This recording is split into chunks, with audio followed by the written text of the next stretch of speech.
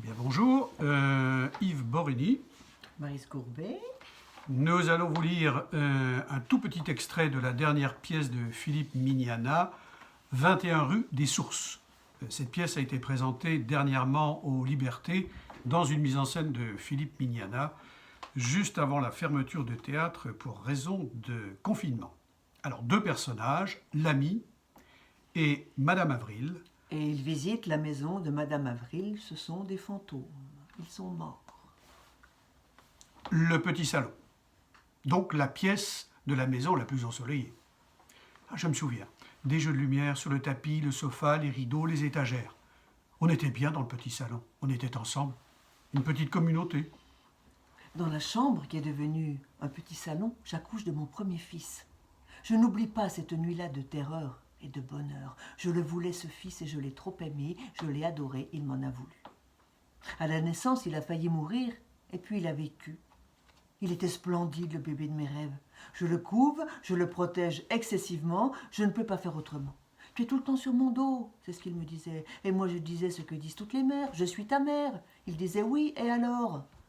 Il ne pouvait pas comprendre ce que c'est d'être mère. J'étais une mère chiante, envahissante, pénible, je m'en rendais compte. Mon mari me disait laisse-le vivre, et moi je l'ai tout fait.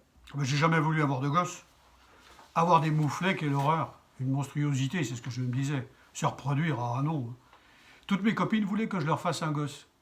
Mais je tenais bon, alors elles me quittaient. Je connais peu de femmes qui n'ont pas désiré avoir des gosses. J'en ai eu 3.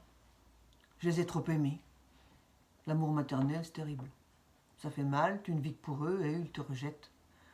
Je me souviens de ce repas de famille le dimanche. Ces tensions entre nous, ces regards qui fuient, ces paroles qu'on dit qui remplacent d'autres paroles qu'on ne dit pas. Du coup, on digère mal, on se couche, on pleure, et le lendemain on est fébrile comme si on couvait la grippe, on boit un grog et on a le cœur soulevé.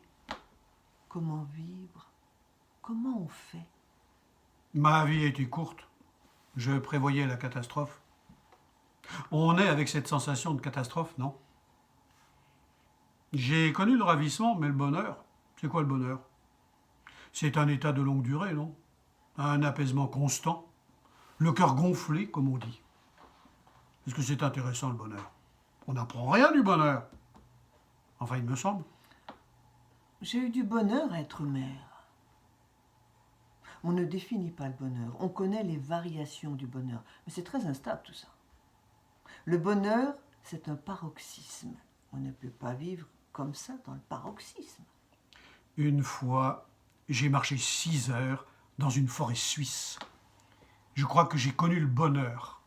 Cette sorte d'exaltation de l'esprit, comment dire, de tout le corps. J'ai vu des biches, des lumières incroyables. Je me croyais supérieur, unique. Le mariage avec la nature était consommé. Après, arrivé dans un bled, j'ai mangé du jambon de pays et j'ai picolé. Mes jambes tremblaient. La serveuse, une vraie pin-up. On parle, mais est-ce qu'on nous entend?